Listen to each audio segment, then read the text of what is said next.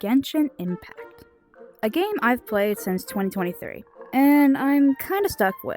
It's like a toxic partner. I can only describe it as such due to its fan base, but also the company as well. Hi, I'm Mars. Give me a second. Hi, I'm Mars, and I'm a Genshin fan. Something I do not share often. If you have ever seen the community or even played the game, you know there's multiple types of players. You got your free-to-plays, FTPs, whales, people who spend thousands of dollars on the game just for a character or even more. And then you got one that's not very known very well, dolphins. Basically people who do not spend often but do spend at least some point in time in playing Genshin. I describe myself as that in terms of spending, but this is mainly because I kind of like gambling. Well, this game kind of got me into gambling, but not like actual gambling, just gacha games and similar ones like it. But it really only describes people who spend money. While this is all the case, now, in terms of the actual game, Genshin Impact. If you've never even heard about it before, I'll give you a rough summary. Genshin Impact is an open world RPG. Sorry, guys. I gotta be serious.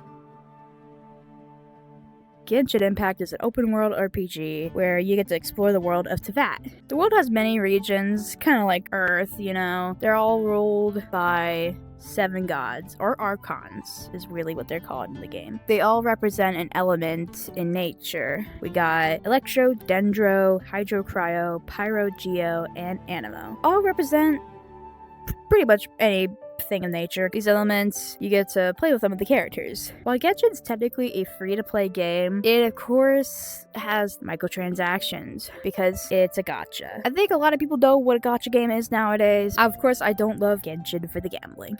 Sure, I spend every 160 primogems I get, but you know, I mainly do love it for its gameplay and its world, the characters. That's why I'm so obsessed with this game. I fell for it right around the end of the Owl House, and it was just another new hyperfixation to get into after the show was canceled. See, with the Owl House, I could talk all day about that thing.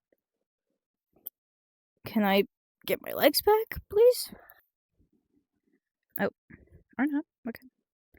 Oh, make up your mind. I'm trying to record here. While with the Owl House, I could talk about that for hours and how much I love that show. But Genshin, I'm a little scared to talk about that one with people I don't know or stuff, just because of a lot of factors. Its fan base, the company, or the gooners. But I'd either share it with people I know very well, or in a space where a lot of people do play the game, like me. But just because of his reputation, I tend to ignore that and enjoy the story and the gameplay. Alright. Oh, the lighting is horrible here. Okay, never mind. But Hoyoverse treatment with this game has tended to, get it to be looked down by the other gacha games in the space. Even the games from its own company, Honkai Star Rail and Zenless Zone Zero. That is unfathomable, to say the least, because a game very popular, especially when it came out in 2020, being mocked and looked down on by younger games that are doing so much better. It boggles my mind. You would think they would listen to their fan base more.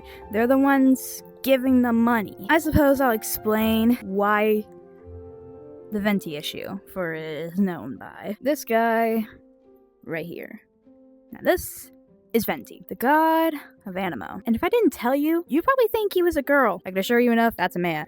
Yeah, he's voiced by a woman as well, so that doesn't help his case whatsoever. The reason I specifically talk about him is when the game came out, it had a lot of eyes, because it was the good old year of 2020. And one of the main characters that came out was Venti, because we started off in Mondstadt. So you're not really seeing the issue here just yet, so I'll explain. So allow me to explain China's big issue with Venti. Since Venti looks so much like a woman, is voiced by a woman in America, why he looks like that, it mainly stemmed into China, yes, the Chinese government, going after Hoyoverse, or at the time was called BeHoyo. There was a whole news segment, as you can see. It was a very interesting time, to the point where the Chinese government had to step in for this game. One, Ask they don't make any characters like Venti again.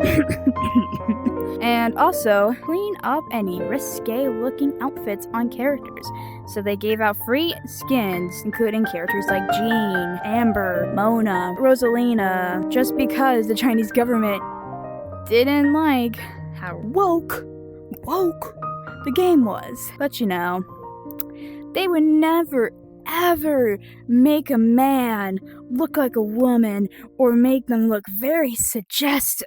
Money. That was the first main issue Genshin had. They've been kind of iffy with China since the whole debacle and have tried to keep on their good side the best they can, which leads me into my next point.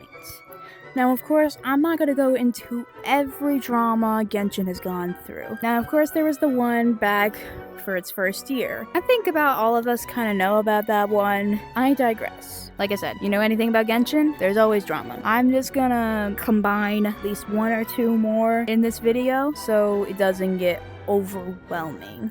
Do not want to stand all throughout this video.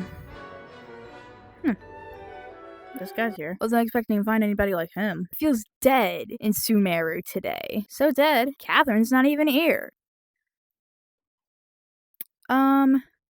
I guess don't go to the port. There is no port. It's been flooded. Liyue. Enough of Liyue. Now later on, back when Sumeru came out, people got really upset. When Sumeru came out, it had some backlash. Not much, but there was some. Purely, it stemmed from there was not very many diversity in skin tone. The most diversity there was between the pale and slightly tan-looking skin color. But people pushed it back thinking, oh, well, Natlan's based off of like Africa and Mexico. It's gonna have more like diversity in skin tone, right? Sumeru is based off of Egypt and India. It's not like there's white people much in those spots, but you know, Natlan came out. And there was not much skin diversity. Darkest they got was the same tan skin tone, unless you count for two characters that had darker skin tone than any others in the entire game. What are they? 4 stars. Come to my surprise, I hear everybody be like, oh, they don't have enough skin tone diversity. Get Hoyoverse, they're racist. Now, I do not defend Hoyoverse, nor do I praise Hoyoverse. You have to understand one thing, they're a Chinese company. They are under the restrictions of China. If you're slightly darker than a pale skin tone in China, even though you're not that much darker, discriminating you, people tend to brighten their skin tone there. No one understood this whatsoever, and I'm sitting here like, guys, of course they're not gonna have appropriate skin tone presentation like they would. I'm just stating a fact. Don't hate on me for this, of course. They could get away a little bit more with some comics. Currently, in the recent patch that this video is being made on, people are very upset because there's a lot of free-to-play players still. It was just announced how many Primogems they would get this patch.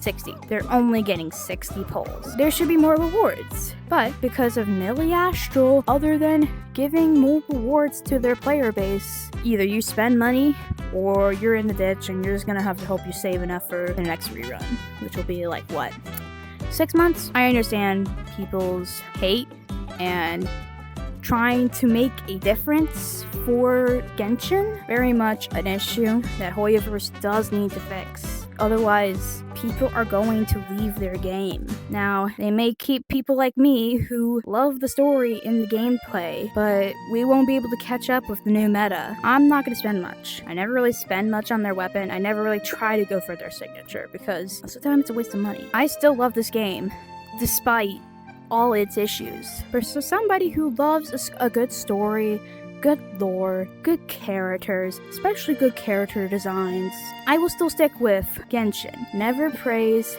a company. Only praise the developers and the writers, even the artist, because those are humans. A company is a company. They are only a face.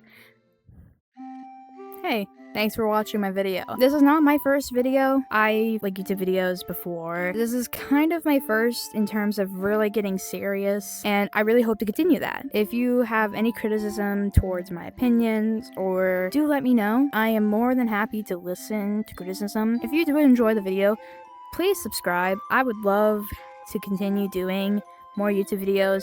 give me some ideas of what I should do next. I was thinking of possibly be making a Sims video next about the whole downfall of Sims, or more Genshin videos talking about what I like about Genshin. I don't want to be stuck in Genshin. All over the place. I like a lot of things. I would like to do movies, shows, other games. There's a lot of things I want to do, but specifically with this channel, it's mainly analyzation. Thank you for watching the video, and I'll see you guys next time.